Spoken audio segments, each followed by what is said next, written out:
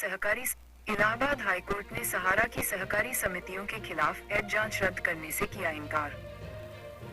इसे लाइव लो हिंदी ने प्रकाशित किया है। इलाहाबाद हाईकोर्ट लखनऊ पीठ ने हाल ही में सहारा से जुड़ी 4 सहकारी समितियों के खिलाफ प्रवर्तन निदेशालय एड द्वारा शुरू की गई तलाशी और जब्ती की कार्रवाई रद्द करने से इनकार किया। जस्टिस सुभाष विद्यार्थी की पीठ ने कहा कि प्रथम दृष्टया धोखाधड़ी का मामला बनता है और धन शोधन निवारण अधिनियम 2002 पीएमएलए के तहत कार्यवाही में केवल इसलिए हस्तक्षेप नहीं किया जा सकता क्योंकि संबंधित अपराधों में से एक में क्लोजर रिपोर्ट दायर कर दी गई। इस प्रकार सिंगल जज ने messrs Humara India credit cooperative society limited, messrs Sahara credit cooperative society limited, messrs टॉस मल्टीपर्पस कोऑपरेटिव सोसाइटी लिमिटेड और messrs Sahara and universal multipurpose society limited द्वारा सीआरपीसी की धारा 482, बीएनएसएस की धारा 528 के तहत दायर याचिका खारिज की। याचिकाकर्ताओं ने हाईकोर्ट के समक्ष एड के कोलकाता क्षेत्रीय कार्यालय द्वारा जारी एक प्राधिकरण दिनांक 2 जुलाई 2024 के अनुसरण में उनके लखनऊ कार्यालयों में एड द्वारा की गई तलाशी और जब्ती कार्रवाई 3-5 जुलाई 2024 के बीच को चुनौती दी थी। संक्षेप में मामला 31 मार्च 2023 की प्रवर्तन मामला सूचना रिपोर्ट ECIR हमारा इंडिया क्रेडिट कोऑपरेटिव सोसाइटी के अधिकारियों के खिलाफ आईपीसी की धारा 294, 506, 406, 409, 417, 420, 120B और 34 के तहत भुवनेश्वर में दर्ज फ पर आधारित थी। ये फ निवेशकों को उच्च रिटर्न का झूठा वादा करके लुभाने के आरोप में हमारा इंडिया क्रेडिट कोऑपरेटिव सोसाइटी के अधिकारियों के खिलाफ दर्ज की गई। हालांकि बाद में भुवनेश्वर पुलिस ने एक क्लोजर रिपोर्ट दाखिल की, जिसे मजिस्ट्रेट ने 14 सितंबर 2024 को स्वीकार कर लिया। एड ने ये देखते हुए अपनी जांच का विस्तार किया कि सहारा समूह की संस्थाओं के खिलाफ 500 से ज्यादा फ लंबित हैं, जिनमें 300 से ज्यादा अनुसूचित अपराधों, ज्यादातर आईपीसी की धारा 417, 420 और 467 के तहत से संबंधित हैं। इस आधार पर एड ने लखनऊ मुख्यालय सहित कई सहारा कार्यालयों में पीएमएलए की धारा 17(1) और 17(1)(a) के तहत तलाशी ली और कई रिकॉर्ड जब्त किए। एड की इस कार्रवाई को चुनौती देते हुए याचिकाकर्ताओं ने हाईकोर्ट का रुख किया। न्यायालय ने एड की प्रारंभिक आपत्ति खारिज की। शुरुआत में additional solicitor general SV Raju ने विशेष वकील जोहेब हुसैन और रिटेनर वकील रोहित त्रिपाठी तथा एडवोकेट अंकित खन्ना की सहायता से इस मामले में लखनऊ पीठ के क्षेत्रीय अधिकार क्षेत्र पर आपत्ति जताई।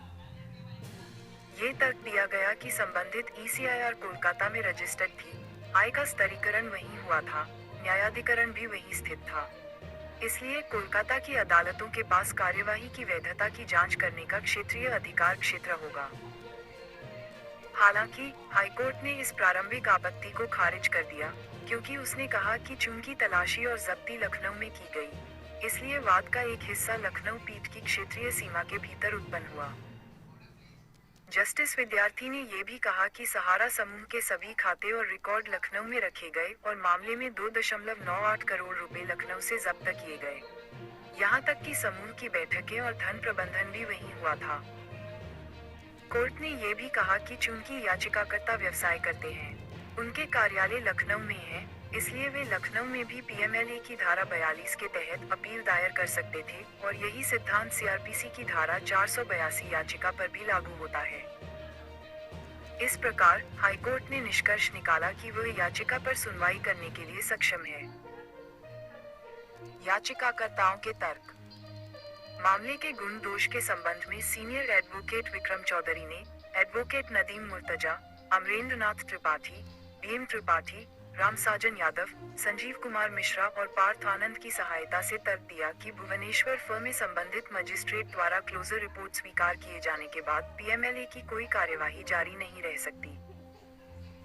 उन्होंने प्रस्तुत किया कि यह निवेश पर रिटर्न का भुगतान न करने का मामला था, जो अनियमित जमा योजना प्रतिबंध अधिनियम 2019 बड्स एक्ट के अंतर्गत आता है। याचिकाकर्ताओं के कथित कृत्य आईपीसी के प्रावधानों के अंतर्गत नहीं आते। उन्होंने ये भी दलील दी कि बड्स एक्ट के तहत अपराध पीएमएलए के तहत अनुसूचित अपराध नहीं है। इसलिए पीएमएलए के तहत याचिकाकर्ताओं के खिलाफ पूरी कार्यवाही कानूनन टिकने योग्य नहीं है। उन्होंने ये भी तर्क दिया कि एड द्वारा कोलकाता में दर्ज दूसरी ईसीआईआर फोरम शॉपिंग के समान है, क्योंकि इसी विषय पर एक पूर्व ईसीआईआर मुंबई में मौजूद थी। उनका ये भी तर्क था कि सहारा समूह की संपत्तियां सुप्रीम कोर्ट के आदेशों के अनुसार पहले से ही सेबी द्वारा कुर्क की जा चुकी हैं।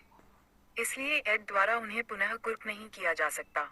इसके अलावा, निवेशकों को भुगतान करने में सहारा की असमर्थता सुप्रीम कोर्ट के प्रतिबंध आदेश, नवंबर 2023, के कारण थी, न कि किसी धोखाधड़ी के इरादे से। प्रवर्तन निदेशालय के तर्क। इन दलीलों के जवाब में एड ने additional solicitor general SV Raju के माध्यम से दलील दी कि भारत भर में 315 से अधिक फर्द दर्ज की गई, जिनमें सहारा की संस्थाओं द्वारा अनुसूचित अपराधों से संबंधित मामले शामिल हैं। एड की रिपोर्ट किसी एक प्राथमिकी पर आधारित नहीं है, जिसमें समापन रिपोर्ट प्रस्तुत की गई हो। उन्होंने दलील दी कि जब सहकारी समिति के जमाकर्ताओं ने नियत तिथि के बाद परिपक्वता भुगतान का अनुरोध करना शुरू किया और उन्हें भुगतान से वंचित कर दिया गया, तो उन्हें एहसास हुआ कि उन्हें गुमराह किया गया है और समिति में अपना धन जमा करने के लिए धोखा दिया गया। उन्होंने तर्क दिया कि चूंकि आरोप पत्रों में उल्लिखित अपराध अनुसूचित अपराध हैं, इसलिए इन अपराधों से उत्पन्न अपराध की आय, धन शोधन से संबंधित अपराधों के साथ पीएमएलए के तहत जांच की जानी चाहिए। उन्होंने ये भी तर्क दिया कि कई एक ईसीआईआर का आधार बन सकती हैं, जैसा कि दिल्ली हाईकोर्ट ने राजिंदर सिंह चड्ढा बनाम भारत संघ 2023 लाइव लॉ, दिल्ली, 1170 में कहा था।